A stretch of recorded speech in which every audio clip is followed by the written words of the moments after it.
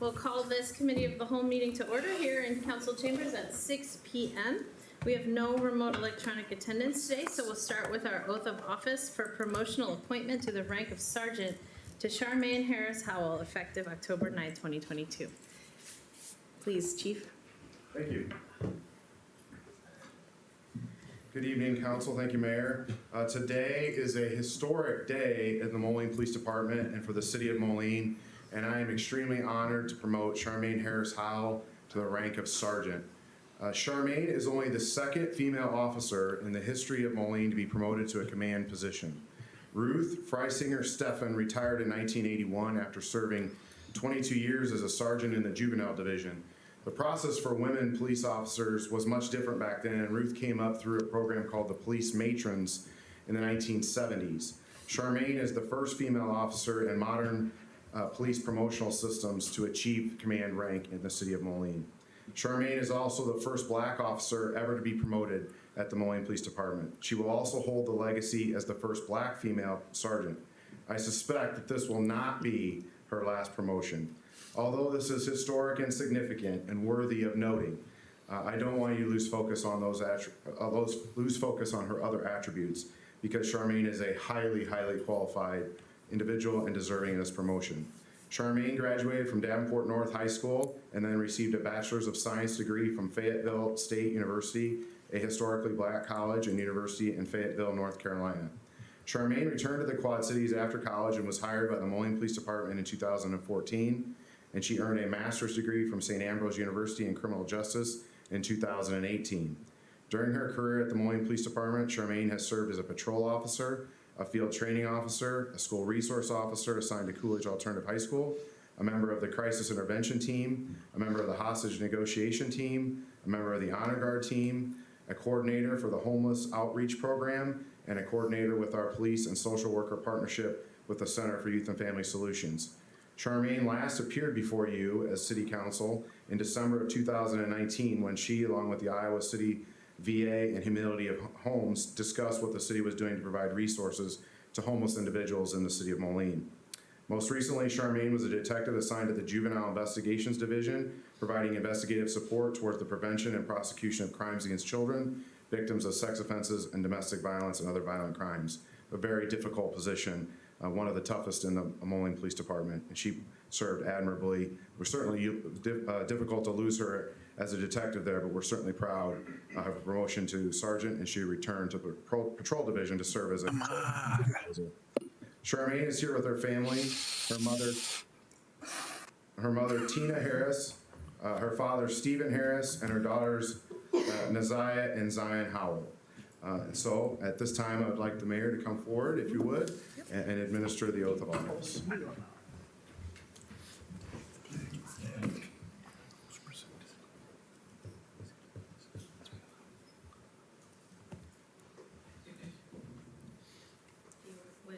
Please raise your right hand and repeat after me.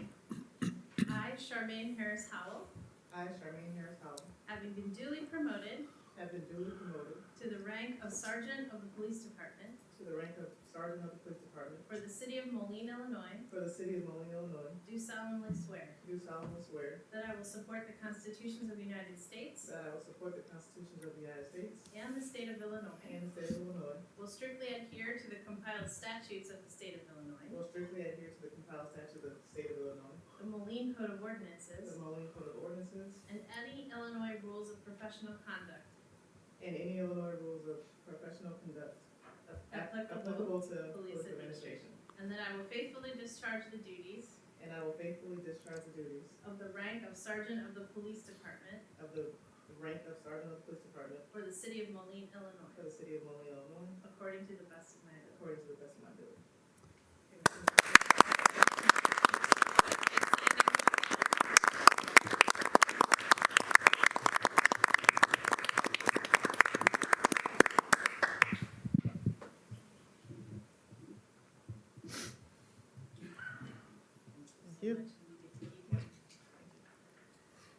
So at this time, I'll pin Charmaine's collar brass on her, promote her to the rank of sergeant. And officially give her her sergeant's badge.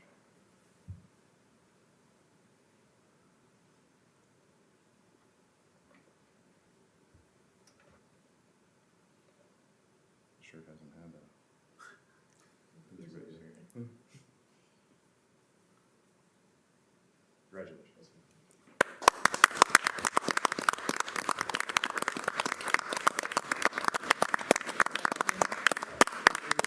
Stand up here and take a photo.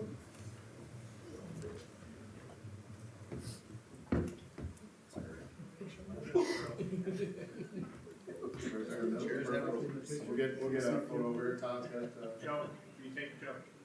Can you take Sorry. Joe? Yeah.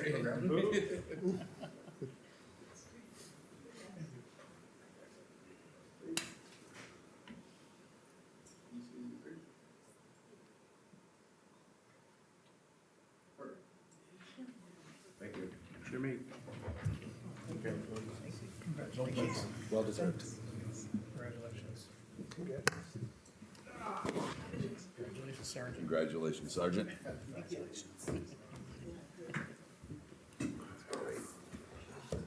left my pen. Oh, yeah. Thank you. Okay, we continue. Is there any public comment this evening? Seeing none, we'll move to questions on the agenda.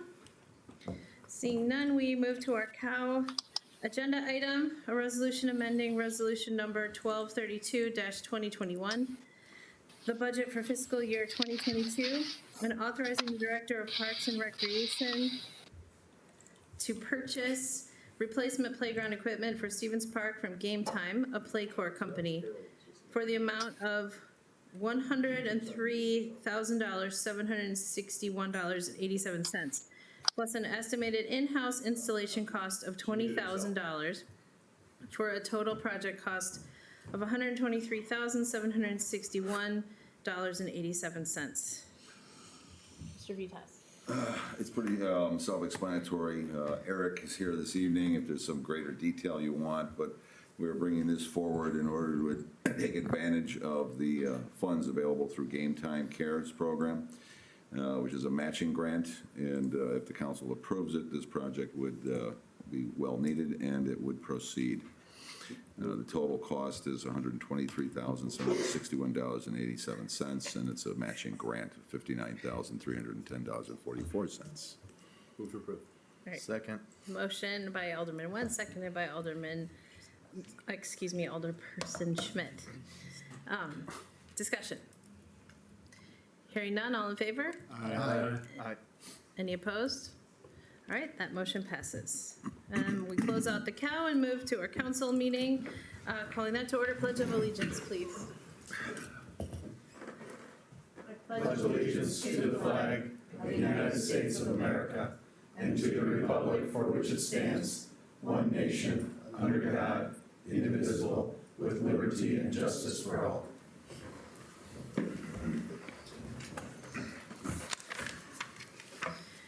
Do we have an invocation, Mr. Timian? We do not, Your Honor. Roll call, please. Alderperson Williams, Present.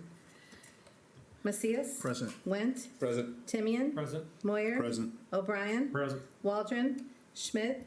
Present. Your Honor, I request approval of Committee of the Whole and Council meeting minutes of October 18th, 2022, and the appointment made during Committee of the Whole, October 25th, 2022. Second reading ordinances. Council Bill 3043-2022, an ordinance amending Chapter 5 amusements of the Moline Code of Ordinances by repealing Chapter 5 in its entirety and acting in lieu thereof, one new Chapter 5 dealing with the same subject matter. Council Bill 3044-2022, a general ordinance amending Chapter 4 alcoholic liquor, Section 4-3300, Class B tavern, Class BB liquor producer and reseller license of the Moline Code of Ordinances to create an exception to the prohibition of minors in licensed Class B and BB establishments where food is served to allow for their admission prior to 9:00 p.m. when accompanied by a parent or guardian. Do we have a motion? Move to approve. Second. All right, motion by Alderman Nguyen, second by Alderperson O'Brien. Roll call, please. Alderman Timian, Aye. Moyer, Aye. O'Brien, Aye. Schmidt, Aye. Williams, Macias. Aye. Went. Aye. 7 ayes, no nays, and that motion passes. Non-consent agenda, second reading ordinances. Council Bill 3042-2022, an ordinance amending Chapter 34 Water and Sewers of the Moline Code of Ordinances, Section 34-4400 in general, by repealing said sections in their entirety and acting in lieu thereof, new sections 34-4400 100 dealing with the same subject matter. Is there a motion? Move to approve. Second. Motion by Schmidt, second by O'Brien. Discussion. Mr. Went. We talked about this last week, but I'm going to vote against this motion. We've, for a number of years, have been working with stormwater to enforce the ordinance as we have. And also, this council has made motions to address the new developments and redevelopments of properties in our city that would lessen the strain on our stormwater issues, and none of those have come forward yet. As I said, I don't disagree that there should be some increase in the rate, as it hasn't been increased for a number of years, and there are a number of projects that are out there. But increasing it by 30%, taking $300,000 out of the pockets of residents this year, taking over $700,000 out of the pockets the following year, and then using some of those funds to solve the issues we already know there are solutions for if we just enforce our ordinance. For instance, 100,000 of projected projects are to re-dredge 16th Street ditch again, which we've already done multiple times, with the direction that says, hey, we're going to give them a clean slate and start enforcing our ordinance, and we haven't over the years. I can't support this at this time. Any further comments? Mr. Schmidt. Yes, sir. I'd like to make a motion to amend the ordinance to remove the sections related to 2024 rate increases. Is there a I'll second that. All right, motion by Alderman, motion to amend by Schmidt, seconded by Went. Mr. Schmidt. Our direction and discussion on looking at the rates was that we understand this is the guidance of where we think we are going to need to go, but we had talked about only moving forward with the 2023 rate increases, and then we can revisit 2024 when that time comes, in the hopes that it will not be necessary to continue to raise rates. So I think that, this fund needs to be raised. It has not been raised since 2001 on any of those fees, and it's been kicked down the road long enough. It is facing insolvency if we do not do something, but I think we can do it 1 year at a time and see where we are in a year. Yes, Mr. Moore. Hi, thank you. I support leaving it as it is. And the reason why, I just think it's a lot of staff time and effort that goes into putting these together. We know that the money is going to be needed in this fund. I agree, we do definitely need to address those costs, and I hope that we will, but I'm just in favor of leaving it as recommended. Thank you. Mr. White? I'll speak in favor of this. I mean, I don't disagree. Staff has spent a lot of time massaging this rates. But again, I prefer that they would have spent the time doing the things we had already asked for, of adjusting our ordinance to address some of these things, to lessen the stormwater issues, so that we wouldn't have to spend so much money and basically take more money out of the pockets of our businesses and residents to do it. So I'm going to support the motion. Mr. O'Brien? I have a question. If we do withhold the following year, will this, I mean, is this gonna make it harder for the staff to plan for future projects? It should, right? I mean, you gotta do the engineering ahead of time, and if you don't have the money that you plan for. Your Honor, first I'd like to go on the record and say that the 16th Street ditch dredging is not in any CIP that has been presented to this city council. That we were provided things with the 5-year outlook, and it's in that. That 16th Street, there was a reference to 16th Street dredging in a presentation that we made that was on the wish list of the stormwater manager. We did not present that in any CIP. So I just want to go on record to say that that's not it's not proposed work that's been brought forward to council. So to Mr. O'Brien. Thank you. Yes, it will be more difficult, and the CIP that was presented will have to be constrained in 2024 in order to fit within the Right. revenue Yeah. that is being provided. Well, I was on the council when this came into being, and it's 2001, since there's been any attention really as far as financing this. So we're kind of behind the 8 ball here, and I won't support like cutting it up again, because I think it's probably been brought forward before in all those years. I would guess as some rate increases brought forward and got mashed. I don't know, I wasn't here, but I'm not gonna like hog tie the staff. Thank you. Mr. Wood? Well, I've been on the council for the last 8 years, and there hasn't been a rate increase that's been proposed in that period of time. I don't disagree, as I said at the beginning, that this fund does need more money, but if we don't adjust the ordinance to make it proper so that when new developments happen, that it eases the stormwater issues like most communities have, and improve our stormwater stuff, it's easy to raise rates on residents. Oh, we'll just take more money from them, and then we'll just spend more money, and that's great. It is difficult to enforce our ordinance and to improve our ordinance. And so that's why I want that to happen first, and then I'll support increases.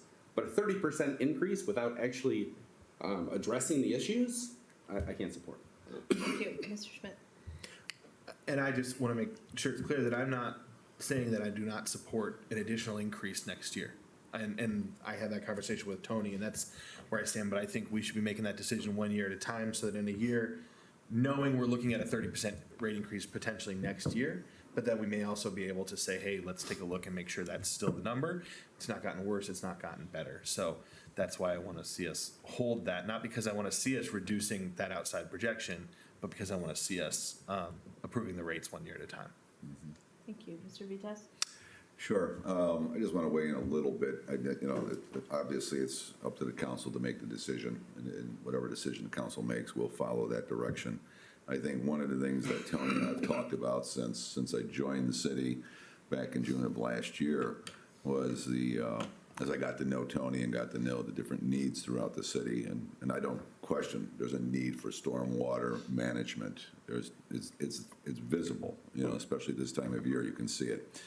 But I think going forward, and Tony and I both agree on this, and I think we've set funds aside for it, is to have an overall or a comprehensive stormwater management plan with a budget, a CIP budget attached to it, which then removes all of the secret behind trying to make this work. You can cost justify to the public what it is that needs to be done, when it needs to be done, and what the present day cost is, and then projecting what those future costs would be.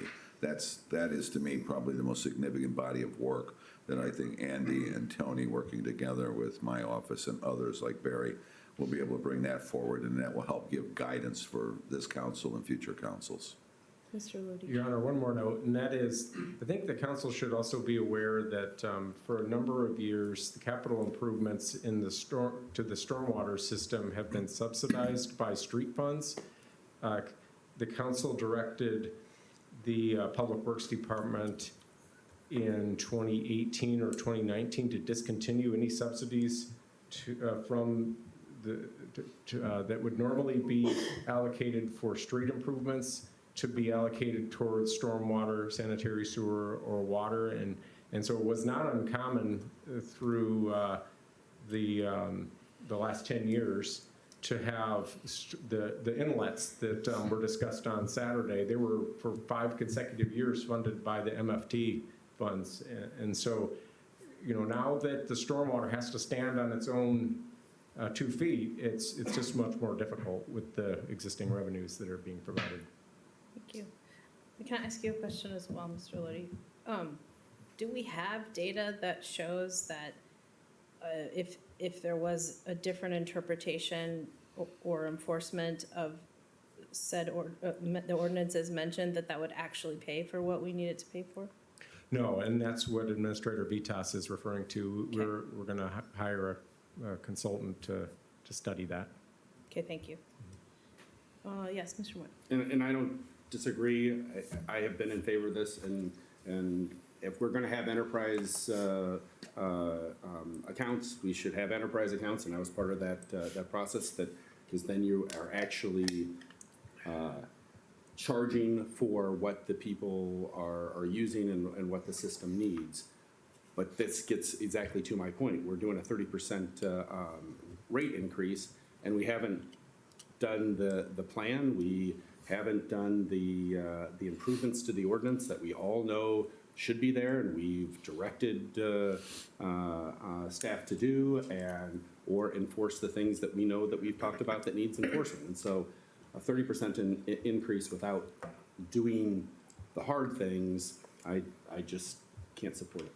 But I will support us not doing it in 2024. So. Thank you. I think without any further discussion, we'll take a vote on this amendment to only raise the rates in 2023. All in favor? Aye. I'm sorry, we need a roll call. Yeah, we need a roll call. Thank you. Roll call, please. Alderperson Timian? Nay. Moyer? Nay. O'Brien? Nay. Schmidt? Aye. Williams? Aye. Macias? Aye. Went? Aye. 4 ayes, 3 nays, that motion passes. I'm sorry, I said that wrong. Oh, I That said was that right. correct. 4 That was ayes, 3 correct. nays, that motion passes. So Sorry. 2023 only. Thank you. Back to the motion on the floor as presented. Any further comments, questions? Hearing none, all in favor? Aye. I'm sorry, we do need roll call. Okay, roll call, thank you. Roll call, please. Alderperson Timian? Aye. Moyer? Aye. O'Brien? Aye. Schmidt? Aye. Williams? Aye. Macias? Aye. Went? Nay. And we have 6 ayes, 1 nay, and that motion passes. Resolutions. Council Bill 1175-2022, a resolution amending Resolution Number 1232-2021, the budget for fiscal year 2022, and authorizing the Director of Parks and Recreation to purchase replacement playground equipment for Stevens Park from Game Time, a Playcore company, for the amount of $103,761.87, plus an estimated in-house installation cost of $20,000 for a total project cost $123,761.87. Move to approve. Motion, Second. motion by Alderperson O'Brien, second by Alderman Went. I cannot get it, my pronouns right today. Alderman's Lord. fine with me. I'm okay with all. Mr. Schmidt. One thing that as I was looking at the plans, and I had mentioned to Eric, but I just wanted to bring up that I hadn't mentioned it, is looking at the park, this is one of our parks that does have more accessible features for a lot of kids or even adults. And one thing I noticed was missing is we didn't have any accessible swings. And so Eric had said they were going to look at potentially adding into some of that. And I think that's something we can offer that, along with the ramps and some of the other pieces that are accessible, it just is one more feature that can be used and make our parks a better place for all. So that's all. Thank you. Mr. Wood. I guess I should have probably asked this question earlier, because we had talked about the TIF funds that were going to be fronted into this for the courts and those sorts of things. I'm assuming that this improvement is also part of that advance. I believe, From the yes, tips. it is. Okay, I spoke I to thought it Carol. was, I I just, spoke to Carol about that, and the answer is yes. okay, I just want to make sure that we were all on the same. It's in advance from future years. Yep, yep. Thank you. Anything further? Hearing none, roll call, please. Alderperson Timian? Aye. Moyer? Aye. O'Brien? Aye. Schmidt? Aye. Williams? Aye. Macias? Aye. Went? Aye. 7 ayes, no nays. That motion passes, and that's all I have this evening, Your Honor. All right, we're to miscellaneous business. I have a couple things. Good news, there's a lot of business activity happening in Moline right now. There have been many, many ribbon cuttings that many of us have attended over the last few weeks of October. Everything from Rock Valley Physical Therapy, or Rock Valley, it's more than physical therapy, but Rock Valley. We know what you're talking about. Yes, thank you. Today, two wonderful ribbon cuttings, one for a new childcare center near the mall, and the Brick House upgrading through the pandemic and all, upgrading from a small storefront to a much larger one to accommodate a lot more activity there. So there's a lot of good things happening, and we're glad that CED is leading the charge there. I also wanted to let you know that we had a good report by state, the Transportation Committee today. There is a unique initiative that their GIS specialist is working on with all of the cities and their GIS specialists and public works folks, and it's Ways for Cities. If you're familiar with the Waze app, it's sort of like crowdsourced road conditions, et cetera. But what they are doing is making it so that any of our construction projects, any kind of festivals, parades, things that are going to shut down roads, that's going to be easily accessible and updated all the way up to a year before. So this is something that for residents and for visitors, I think is going to be really, really handy and a welcome addition to the things that we can provide.